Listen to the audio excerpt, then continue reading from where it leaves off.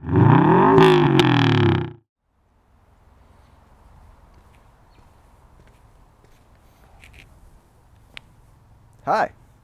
how's it going? It's been a little bit since I've last filmed a video, and yeah, life got pretty hectic. The world ended. Anyways, I've been doing a bunch of stuff, so this is kind of like a I'm back video, if you want to call it that. And I'm gonna try and catch you up on everything that's happened since the last time I filmed. And then I'll kind of walk you through what's going on with this guy behind me, Project Dadwagon, and some new stuff that I picked up, because that's always fun. Let's get to it. So, as you guys remember, behind me here we have Project Dadwagon. I honestly don't remember the last video I filmed on my car, but a lot has not changed since like the last 2 years, short of all the vinyl and like little things around the car to upgrade it as things break, etc., etc. As of right now, basically it stands, as far as power wise, is making 230 wheel horsepower and 270 something torque at the wheels as well on our mainline hub dyno at work at Toge. So not a hell of a lot of power, still basically just stage 2 plus as far as Cobb is concerned. So OEM VF40 turbo, it's got a catted downpipe, it's got an intake. I've gotten rid of the catted uppipe for a catless one. As far as power wise, that's really it. I have done quite a bit in the engine bay still though. It's got all the oil pan stuff, like the Killer Bee oil pan combo there. It's got an IAG AOS. I've got IAG TGV deletes. I've swapped to top feed because these cars come side feed from factory. So this is actually running top feed STI blues right now with OEM Legacy GT rails from 07 plus Legacy, which is also top feed. More just future proofing than anything else. Not really an upgrade there per se. Every single gasket on the car has been touched except for the head gaskets. Hasn't given me any issues yet. I am currently, as of right now, at 367,000 kilometers on the original block. And it's only had head gaskets done once by the previous owner over 4 years ago. I bought the car 4 years ago. So it's still lasting, hasn't given me any issues, knock on wood. There's no wood around. Knock on wood, it hasn't given me any issues yet. I've been tracking it, it doesn't mind. Still 5-speed, still stock intercooler. That's pretty much it power-wise, or engine-wise if you want to call it that. Not a hell of a lot going on. Alright guys, so onto the rest of the car, not including the engine. I'm running my tried and true NK RS05 RRs. They've been great. I got them powder coated by Roro Designs out in Paris, Ontario, and then ceramic coated by Caval at Make It Shine Detailing in Woodbridge. So shout out to them. Super nice looking, super easy to clean, and they're great. I'm still running my 245/40 Indy 500s because that's all I can run realistically on the track without destroying my fenders. And Indies are good for like a starter track tire, but I'm thinking I will most likely be upgrading to something else sometime this summer, if not next summer. Past that, I upgraded to DS25, Ferodo DS2500s pads in the front. I'm still running the same Hawk HPS 5.0 pads in the rear. I'm running DBA 4000 rotors all the way around and braided brake lines. I'm still running my KW V2s because there really isn't that many track coilovers available for this car as of right now. KW, if you want to make any V3s, please hit me up. If I can't get it down to California, I know people that will. And past that, there hasn't been a whole lot of change. So that's pretty much, I have sway bars all around, I have end links all around. Yeah, but we're gonna be covering that a whole lot more. I have a lot more planned for this car in terms of dialing in the suspension and handling past just coilovers and sway bars. So we'll be getting into that hopefully in the next video. And yeah, Or maybe not the next video, probably the video after that, because we have some other stuff to talk about first.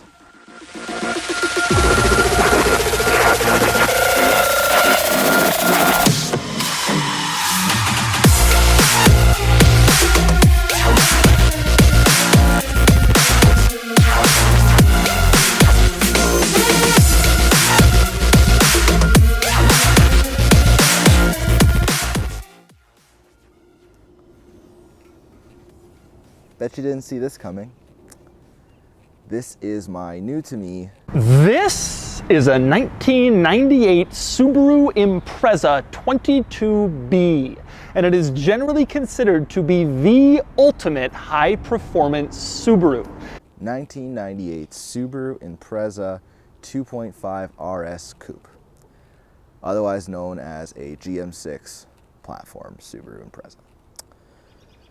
Whatever you want to call it, it's an Impreza 22B looking thing. This is the new project car. It will not be replacing the Legacy, contrary to popular belief or the hopes and dreams of my friends and family and my bank account. The Legacy is staying. This one is just, adding to the collection, if you will. A fine addition to my collection. All jokes aside, I've been seriously looking at buying one of these for the past like 2 or 3 years. This is, I believe, the 6th one that I was actually serious about and like actually went to go see, which is fun because my parents only know about like 3 of them. But that's okay. So this one was sold to me by a buddy out in Woodstock, Ontario, which is about an hour and a half to 2 hours away from where I live in Vaughan. I did an oil change out there, swapped on my winter tires off the Legacy, and drove it out here, 0 issues. I don't know exactly what motor's inside of it right now. It's a JDM motor of some sort that's non-turbo and dual overhead cam. Past that, couldn't tell you what it is. It's probably an EJ22 non-turbo. I honestly don't know. Haven't really looked at it that much. But it runs, it hasn't given me any issues yet, and the only check engine light seems to be from the aftermarket intake that's in there. So we're gonna start diving into it a bit, but I'm not super worried because there will be a swap at some point. STI swap confirmed.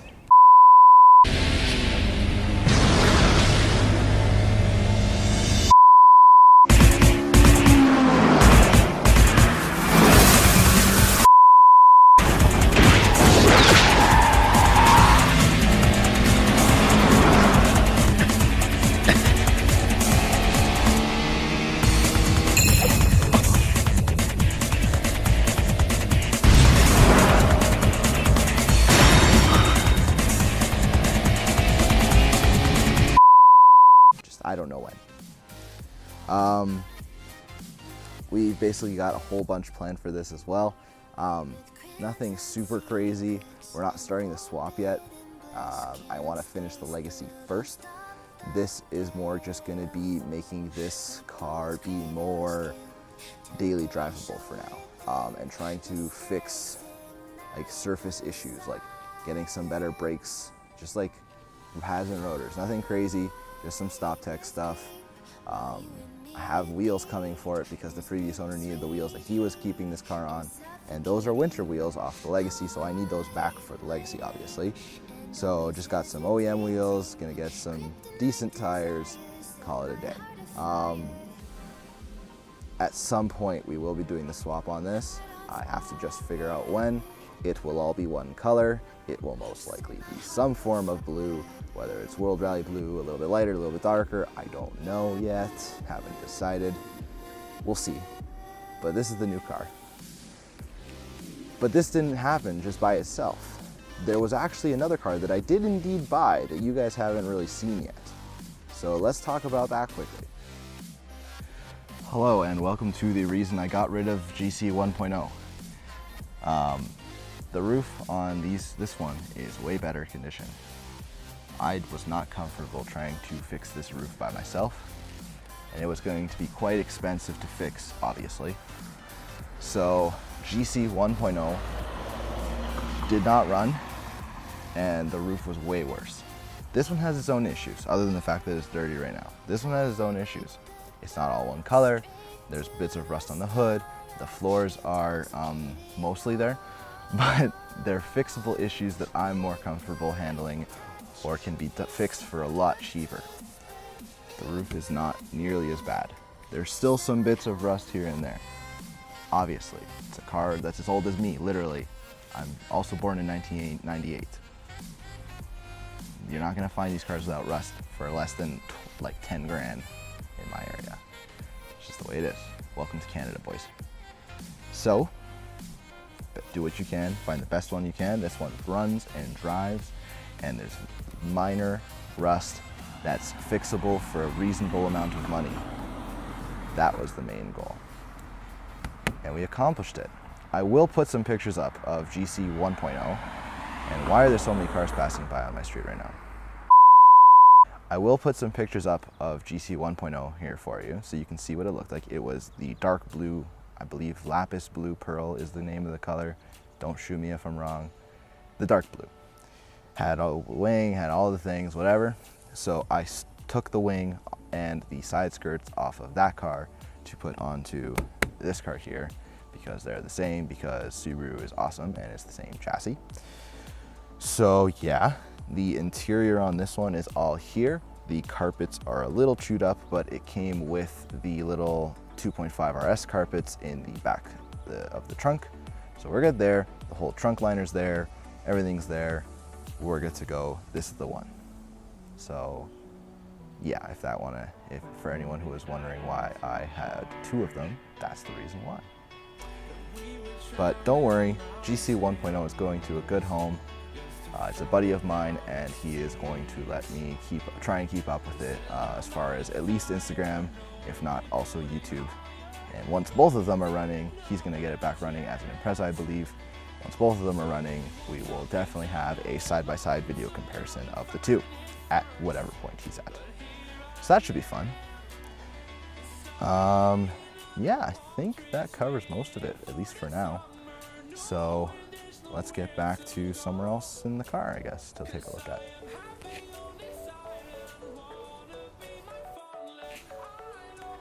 Well guys, welcome to the engine bay of a 1998 Subaru that's just as old as I am. There's really not that much to look at here. Like I said earlier, some sort of very JDM EJ in here.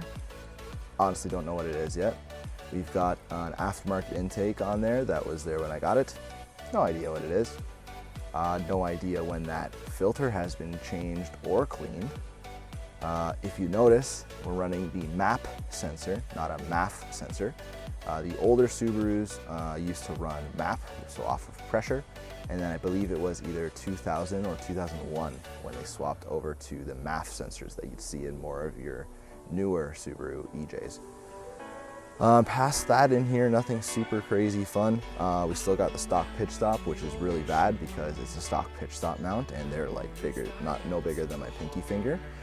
We have the OEM spec Fuji Heavy Industries carbon fiber strut brace, which is the main reason I bought this car, because the owner was actually selling this first. I was gonna post the car later in the summer when it got warm. And then I opened my big mouth and he said, hey, I actually have a car that runs. And I'm like, well, that's great because mine doesn't, the one I had at the time. So let me just buy the whole car instead of just the strut brace. What a sales tactic, that guy, eh? I mean, instead of 200 bucks, it was like way more than that. Anyways, so yeah, nothing super crazy in here. The front strut towers are good. The rear strut towers are also good. No rust there. The floors, the driver floor is really quite bad. There's two nice, decent sized holes in there on the left side of that. So that's got to be fixed. But yeah, nothing else really going on in here. It's an Impreza. It's a slow 150 crank horsepower when it doesn't have an engine light. It's nothing crazy. It's slow in a straight line. So I guess I understand how BRZ owners feel now.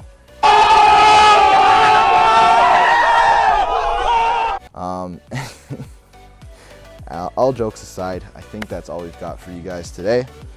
The next video should be me doing the brakes on this car so that I can drive the Legacy into the shop and do all the stuff I have planned for that this year. So that should be cool. This is just gonna be like some brakes and some new wheels to go with it because I can't run the winters on it all summer, that would suck. And then past that, we'll figure out what we're gonna do. So I guess this is me signing off. Welcome back to Lazer Media, hopefully more often than I was posting previously.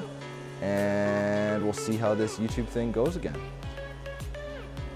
See you guys.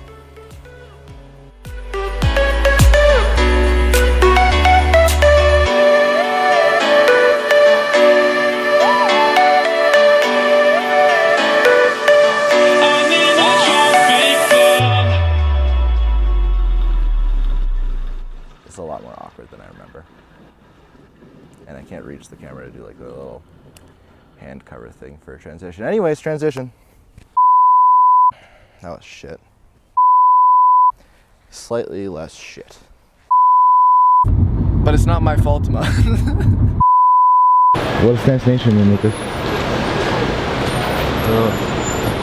Is it a country? Alright guys, here we go. 3,000 RPM, second gear, and... I'm gonna step on the gas.